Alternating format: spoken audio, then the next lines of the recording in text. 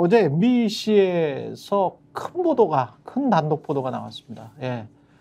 첫 번째, 두 번째, 세 번째 꼭지까지 아주 재밌게 지켜봤는데요. 약간 좀 그걸 정리를 하고 지금 그리고 이게 왜 중요한 것인지에 관해서 이야기를 하고 난 다음에 어제 있었던 통과는 못 됐죠. 특검법, 부결 상황 같은 것들 이야기를 좀 해보고 정치적인 맥락들 나중에 짚어보도록 하겠습니다. 어제 MBC의 보도가 굉장히 중요했는데요. 그러니까 핵심은 그거죠. 8월 2일 날 12시 7분, 43분, 57분에 윤석열 대통령이 이종석 국방부 장관, 우즈베키스탄에 출장 가 있던 장관에게 전화를 직접 했다. 예, 요거죠. 예. 그러니까 이게 하도 숫자가 많이 나오니까 좀 헷갈리시니까 제가 이제 이게 타임라인 중에서 가장 핵심적으로 우리가 기억해야 되는 거를 먼저 말씀을 드리고 예. 이제 작년 7월 19일에 이제 최수근 해병대 당시에는 일병이었고 이제 사망 뒤에 이제 상병이 됐죠. 최수근 일병이 사망을 했고요. 그러니까 이 7월 30일, 31일, 8월 1일, 8월 2일 나흘간의 모든 일이 벌어졌다고 보시면 그렇죠. 돼요. 예, 이 나흘간에 벌어졌는데 7월 30일 날은 박정훈 해병대 수사단장이 이종섭 장관하는 국방부 장관한테 보고를 한 날이에요. 그랬죠? 그래서 결재 받았어요. 참 잘했어요. 이렇게 잘했어요라고 결재를 받았는데 우리가 이제 기억해야 되는 거는 7월 31일하고 8월 2일하고 이 두 날짜가 가장 좀 중요합니다. 7월 31일은 경로한 날이에요. 그러니까 11시 45분 경로서. 예, 11시경에 그러니까 회의를 안 보시라고 열어가지고 비서실에 같이 회의 주재하면서 대통령이 이제 경로를 했다라는 거고. 예. 이날 이제 그 11시 45분쯤에 유선 전화로 02800으로 시작되는 유선 전화로 대통령실로 이건 다 확인이 됐어요. 근데 어느 무선지는 지금 공식적으로 확인이 안 됐지만 그렇죠? 이제 안 보시는 걸로 지금 추정이 되고 있는데 여기에서 이제 전화가 왔다라는 거는 어제 MBC 보도도 나오고 그 전에도 비슷한 보도가 나왔어요. 그렇죠. 근데 지금 이제 8월 2일 날은 그러니까 7월 31일 날 무슨 일이 있었냐면은 대통령실에 전화가 와가지고 두 가지를 얘기했어요. 임성근이 빼. 그리고 이거 경찰에 보내지 마. 두 가지를 얘기를 했거든요. 근데 박정훈 대령이 그냥 간 거죠, 그대로. 그러니까 나는 결재까지 다 받았으니까 라고 해서 8월 2일 날이 이제 사달이 벌어집니다. 8월 2일 날에 쉽게 얘기를 하면은 그날 이첩이 된 날, 경북경찰청에 이첩이 된 날이고 결국은 밤 7시 반인가 그때 이제 회수로 해오는 날이고 그날 이제 이시원 공직기강 비서관이 유재훈 법무부 국방부 법무관리관한테 전화 통화를 여러 건 한 것도 이날이고 김계환 사령관하고 임종득 국가안보실 2차장이 전화한 것도 이날인데 지금 말씀하셨다시피 대통령이 검찰총장 시절에 쓰던 핸드폰으로 그렇죠. 그 핸드폰. 그러니까 이거는 이 핸드폰으로 체리따봉도 보내고 많은 게 이루어졌어요. 이 핸드폰으로 그러니까. 그랬네. 그렇군요. 예. 사실 이게 권성동원에게 체리따봉 보낸 게 이 핸드폰. 이 핸드폰이에요. 예. 그러니까 이거를 예. 사실 알만한 사람은 다 압니다. 그러니까 예. 그쪽에 여권 관계자들은 다 아는데. 저한테도 있었던 것 같아요. 예, 저한테도 핸드폰 전화번호가. 저한테도 있어요. 그 번호가. 예. 생각해 보니까 그 전화번호 있었어. 윤석열 있었어. 그러니까 일단은 이거의 부적절함에 대해서도 사실 지적이 많은 게 이거로 대통령은 이런 거 쓰면 안 된다라는 거예요. 원래 기본적으로 안 되는데 어쨌든 쓰고 계시니까. 근데 이게 이제 스모킹건이 지금 돼버린 거지. 왜 그러냐면 말씀하셨다시피 낮 12시 7분 이때 이제 하고 그 다음에 12시 43분 그리고 12시 56분. 그러니까 이때 계속 이제 12시 57분. 그러니까 이때 계속 전화를 하는 거야, 3번을. 그렇지. 핸드폰으로 직접. 국방부 장관 어디 있었습니까? 출장 가 있어요. 우즈베키스탄. 한국에 없었어. 우즈베키스탄에 가 있는 사람한테 굳이 전화를 국방부 3번을 장관은 해요. 7월 31일 오후부터 3시 이후부터는 우즈베키스탄 출장 중입니다. 예. 그러니까 7월 30일 날 결제해놓고 7월 30일 날 나갔어요. 뒤집으라고 얘기를 박정훈한테 대령한테 얘기를 하고 이런 과정이 있었고 근데 여기에서 이제 그날 쉽게 얘기를 하면은 이거 한 다음에 회수가 된 거예요. 그러니까 회수가 됐으니 스모킹 건이 저는이라고 보고 판이 바뀌었다고 보는데 이거 완전히 판이 바뀐 경로에 초점을 맞추고 지시를 이제 누구한테 해서 그 연결고리를 찾는 게 핵심이었다면 이제는 뭔 말 한 거야 도대체? 네. 뭐라고 얘기를 했길래 이종섭이 갑자기 태도가 변해가지고 이런저런 지시를 내려가지고 사람들이 그 다 움직이고 이종섭도 그렇게 지시를 한 거야. 가져오라고 한 거야. 이거니까 훨씬 더 직접적이고 확실한 증거가 나왔다. 불법에 좀 증거가 맞습니다. 세졌다. 이렇게 보면 될 것 같아요. 어제 제가 다른 거에 집중할 필요 없다. 8월 2일 날 이첩이 이미 된 거를 회수 지시한 자가 누구냐. 이종섭은 본인은 출장 중이었기 때문에 나중에 알았다라고 한다. 본인은 지시하지 않았다라고 한다. 그렇다면 지시한 자가 직권 남용한 것이다. 그게 대통령실밖에 지금 없지 않느냐. 그런 말씀을 드렸는데 이게 지금 완전히 지금 드러나고 있는 그런 상황인 것 같습니다. 그렇죠. 대통령이 예. 등장했습니다. 보통 이 법 쪽에서 이런 증거가 나면은 예. 피의자가 등장했다라고 봅니다. 예. 전화를 했지 않습니까? 대통령실, 그동안 대통령실 그랬는데 대통령이 전화를 했지 않습니까? 공수처는 지금 이 체리 따봉폰 입수해서 수사해야 됩니다. 그렇죠. 예. 네. 그렇죠. 왜냐면 이게 그냥 짐작이 아니라 상당한 정도로 합리적인 압수수색에 의심이 들고 이 정도면 일반 사건에서는 압수수색 영장 나올 만한데요. 왜냐하면 오전에 박정훈 대령이 사건을 경북경찰청에 이첩을 했어요. 12시경에 세 차례 대통령이 이종섭 장관에게 3번 전화를 했습니다. 통화하는 사이에 박 대령이 해임됐어요. 예. 그리고 나서 통화 후에 이첩됐던 기록이 회수됐단 말입니다. 이만큼 확실한 사실관계 증거가 있을까요? 굉장히 유력하고 일반적인 수사 주체라면 공수처는 지금 압수수색 영장 신청서 쓰고 있어야 돼요.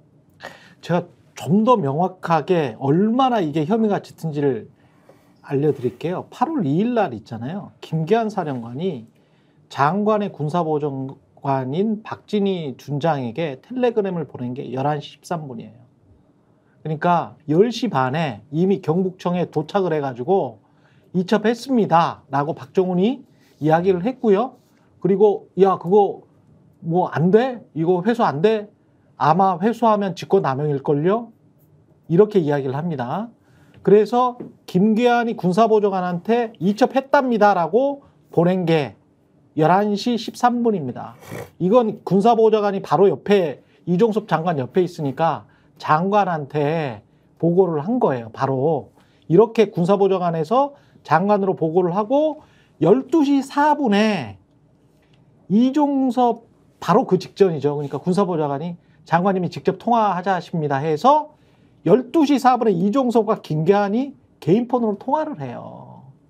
그리고 12시 7분에 윤석열이 이 전화를 한단 말이죠. 이종섭 장관에게. 이거는 모든 게 완벽해요, 지금. 타임라인 모든 게 완벽해. 그리고 12시 40분에 국가수 총경이 경북경찰청의 경무관에게 야, 이거 우리가 회수하러 갈 거야. 라고 통보를 합니다. 그러니까 청와대 행정관 그 유명한 사람 있죠. 박경정. 그 청와대 행정관이 국가수 총경에게 바로 직전에 전화했겠지. 그러면 12시 7분에 윤석열이 이종섭에게 전화한 그 직후에 박경정이 전화를 했고, 그리고 지금 시간이 알려지지 않은 이시원과 유재은의 그 전화 사이가 오후 늦게잖아요. 근데 처음에 전화를 안 받았거든. 유재은이가 처음 보는 전화번호다 그래가지고 전화를 안 받았어. 비슷한 시각이야. 전부 비슷한 시간에 이시원이 유재은에게 전화한 시각, 그리고 청와대 그 공직기강실 밑에 있는 청와대 행정관인 박경정이 국가수 총경을 통해서 그 다음에 국가수 총경이 경무관에게 전화를 한 거는 12시 40분입니다. 그러니까 12시 7분에 대통령이 장관이랑 통화하고 난 다음에 모든 게 다 이루어져요.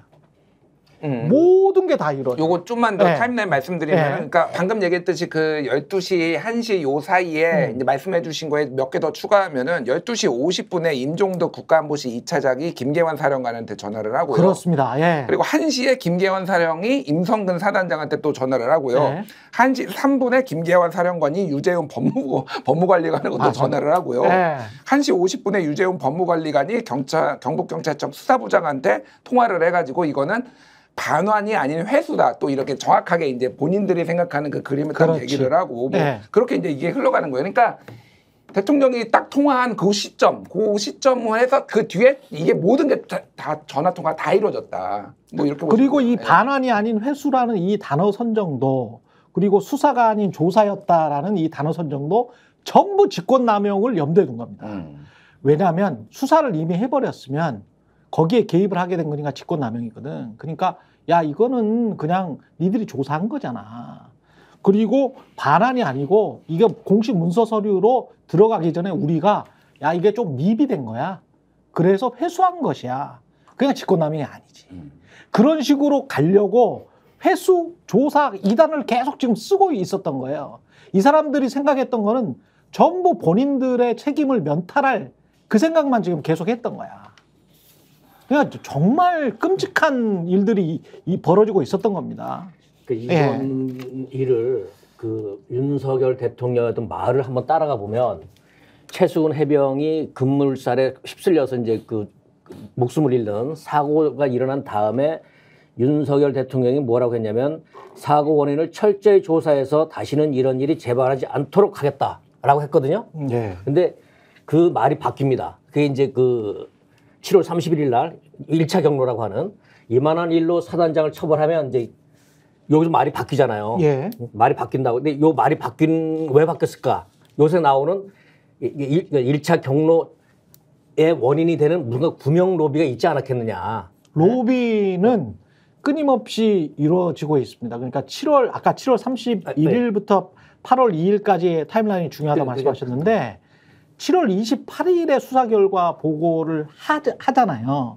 그리고 그 수사 결과 보고를 김기한 사령관한테 할 때 거의 그 즉시 김기한 사령관은 해병대 그 사단장 있지 않습니까? 임성근에게도 이야기를 해요. 그러니까 임성근은 28일 오후부터 본인에 대한 구명 로비를 시작을 합니다. 그러니까 7월 31일까지 이미 1차 구명 로비가 그러니까요. 있었던 것 같아요. 예. 있었던 것 같아요. 추측을 하자면 예. 임성원 사단장이 그 국방부 박정훈 대령의 어떤 조사가 어떻게 진행되는지 알고 있었고 그래서 자기에 대한 그 구명 로비를 한 걸 같아요. 예. 그게 대통령 귀에 들어갔고 그러니까 대통령이 이만한 일로 사단장을 하면서 경로를 했던 거고 그래서 자기가 지시를 내렸는데도 불구하고 박정훈 대령이 따르지 않았단 말이에요. 항명. 그러니까 아니, 8월 2일 날 예. 이게 내가 항명이라는 게 뭐냐면 예. 넘겼단 말이야. 예? 경찰을 넘겼단 말이죠. 이거를 대통령을 항명으로 받아들인 거지. 그래서 8월 2일 날인가 대통령이 그 해외 출장 중인 국방부 장관에게 3번씩이나 전화했다는 거는 무지 경로했다는 거고 분노가 폭발해서 자기 감정 제어를 못했다는 것 같아요. 예. 예? 자, 이 로비가 1차 로비가 있었다라는 근거가 뭐냐면 지금 처음에 7월 28일 날 김기환에게 보고를 하잖아요, 박정훈이. 그랬을 때 7월 30일에 아까 말씀하신 것처럼 김준일 평론가 말씀하신 것처럼 김기환과 박정훈이 같이 가서 수사 결과를 보고를 하거든요. 장관에게 사인을 합니다. 사인을 하고 박정훈은 나가 있어. 그리고 수사단 다 나가고요. 김계한과 장관이 독대를 해요.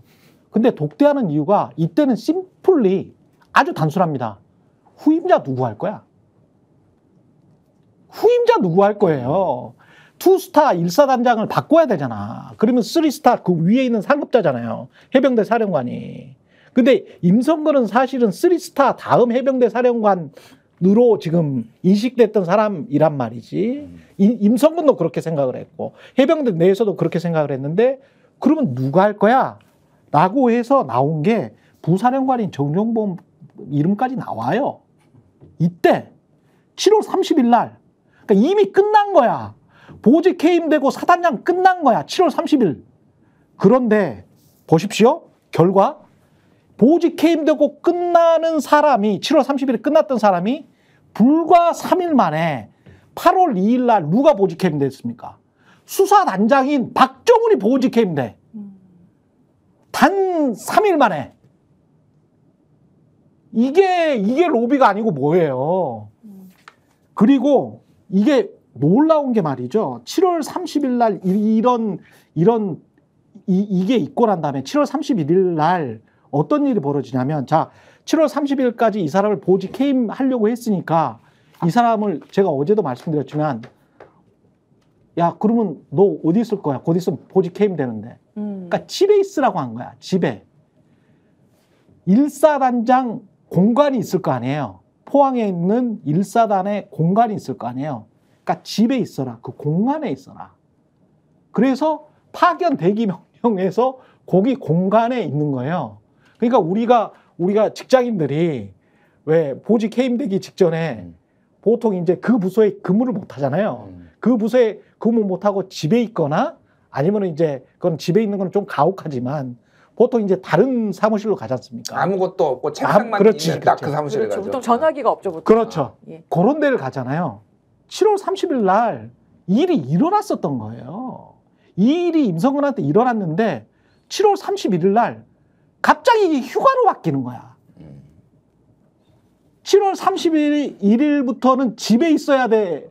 그냥 공간에서 곧 있으면 옷 벗으니까 계속 옷 벗은 상태에서 민간 사복으로 입고 있어야 되는 사람이 갑자기 휴가 처리가 된 거야.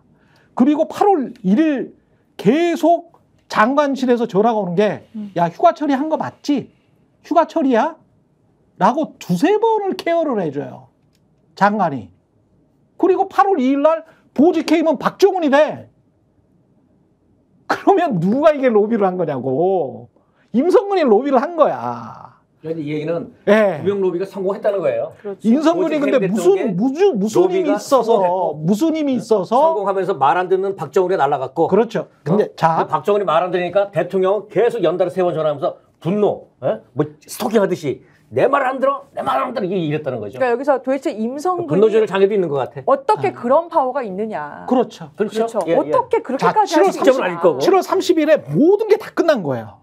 모든 게 다 끝났어. 28일부터 30일까지 모든 게 다 끝나고 굉장히 클린한 사건으로 끝납니다. 그러니까 오직 본인도 받아들일 수밖에 없었냐면 언론 플레이까지 하잖아. 책임지고 나가겠다고. 이게 7월 30일쯤이에요. 그러니까 이때까지는 임성근은 이게 보직 해임 되더라도 좀 떳떳하게 그래서 투스타는 지켜야 되니까 어디 정책연구위원으로 투스타를 지키는 상황에서 정책연구위원으로 갈 생각을 했던 거예요. 그래서 본인이 책임지겠다는 그런 언론 플레이까지 나왔잖아. 비서들을 통해서. 그런데 그 로비가 1.5일, 2.5일 만에 다 성공시켜버린 거지. 이 거대한 힘이 임성근 혼자한테 나왔느냐 아니면 또 다른 사람이 있느냐 그게 지금 굉장히 관심사죠. 그 사이를 연결하는 뭐가 있겠죠. 이게 굉장히 큰 사이를 관심사입니다. 연결해서. 그러니까 투스타 따위가 투스타 죄송합니다. 이거는 저 군인들한테 죄송한 말씀인데 대통령이 생각했을 때나 국방부 장관이나 이런 사람들이 생각했을 때는 이런 사건이 일어나면 사병이 그것도 해병이 구조활동하다가 죽었잖아요. 그러면 보직해임은 다반사야. 다반사. 근데 투스타의 보직해임이 이렇게 어려워. 이 정권에서. 갑자기. 그러면 임성근 혼자의 투스타의 힘으로 이 모든 게 이루어져? 장관 결재까지 난 서류가? 갑자기 그거는 다른 사람이 있지 않으면 불가능한 것 같다라는 거예요. 그래서 이제 그쪽으로 이제 초점이 가야 됩니다. 이제. 보통 네. 일반적인 사건에서는 이런 장면에서 뇌물이 등장하거나 무엇으로 청탁을 했느냐 아니면 본인이 뭔가를 그 윗선에 아는 사람이 있어서 친척이 있어서 그냥 그런 인맥으로 뭔가를 영향을 미쳤다면 부탁한 사람은 공무집행 방해가 되죠. 그러니까 이게 직권남용만의 문제가 아니라 그렇지. 이게 죄명이 만약에 그게 정말 사실이라면 중간에 뭔가 구명 로비를 했어요. 말이 좋아 로비 지금 그 미국이나 로비가 그 합법인 것이지. 그렇지. 뭔가 영향력을 본인 수사를 받아야 되는데 피하려고 영향력을 윗선에 어딘지 모르겠지만 행사했고 그것이 먹혀서 수사하던 사람이 오히려 해임이 되고 본인은 살아났다. 이게 사실이라면 공무집행을 방해한 것이고요. 그 과정에서 돈이 오갔으면 뇌물죄인 것이고요. 그 과정에서 관여한 사람 그 부탁을 받고 들어준 사람 모두 다 공무집행 방해죄도 될 수 있고 뇌물죄 공범도 될 수 있고 이 관련된 사건들이 단순히 직권남용이냐 아니냐의 포커스를 떠나서 범죄 사실들이 지금 점점 밝혀지고 있다 이렇게 보이네요. 모든 일에는 원인이 있습니다. 인과관계가 있죠. 원인 없는 결과는 없거든요. 자, 사고 났을 때 대통령이 그랬단 말이죠. 아까. 그러니까 사고 원인을 철저히 조사해서 다시는 라고 했던 대통령이 며칠 뒤에 한 20일쯤 되나? 뒤에는 뭐 이 정도의 일로라고 갑자기 바뀌잖아요. 바뀌면 뭐가 있는 거고, 그 사이에 뭐가 있는 거지. 그게 이제 구명 로비라는 거고, 일선 사단장하고 대통령이 직접 연결되지는 않을 테니까 연결되는 뭔 고리가 있지 않겠느냐. 대통령 주위 사람이든 물리적으로 가까운 거리에 있는 사람이든 그다음 그 관계에서 대통령과 가까운 사람이든 연결되는 뭐가 있지 않겠느냐라는 게 지금 단계에서 합리적인 의심이죠. 오늘 지금 이제 여의도에 떠도는 이야기, 그리고 오늘 이제 김종대 전 의원이 그 사람이 해병 출신이 될 수 있다. 로비를 한 또 다른 어너더 인물이, 또 다른 사람이 그 이야기를 뉴스공장에서 잠깐 하더라고요. 아, 남성은 만나보죠. 그러니까 아니지. 근데 그 남성이 누구에게 로비를 했는지는 제가 말씀을 안 드렸잖아요. 아, 저도 예. 저도 지금 요 사이에 아니 그러니까 임성근이 누구에게 로비를 했는지는 모르는 것이고. 참 조심스럽다. 예. 그냥 말을 해요. 그리고 지금 이 여의도에서 다 떠도는 소리가, 예? 아시죠? 김종대 나 여의도 변호사님? 가야겠다. 너무 궁금하다. 예. 그리고 중간에 있는 이 인물도 남성이 맞고요. 그리고 해병 몇 기인가까지 제가 지금 찾아놨어요. 몇 기인지 찾아놨는데, 그러면 이제 특정이 되기 때문에. 특정돼. 그러면 완전 빼박이야. 예, 해병이 몇 명 되지도 않고. 저희가 얘기할 때 오셔가지고 라이브로 관전하시기 바랍니다. 반드시 주변 사람들 데리고 오시기 바랍니다. 구독, 좋아요, 알림 설정 해주시기 바랍니다. 좀 살려주십시오, 저 좀.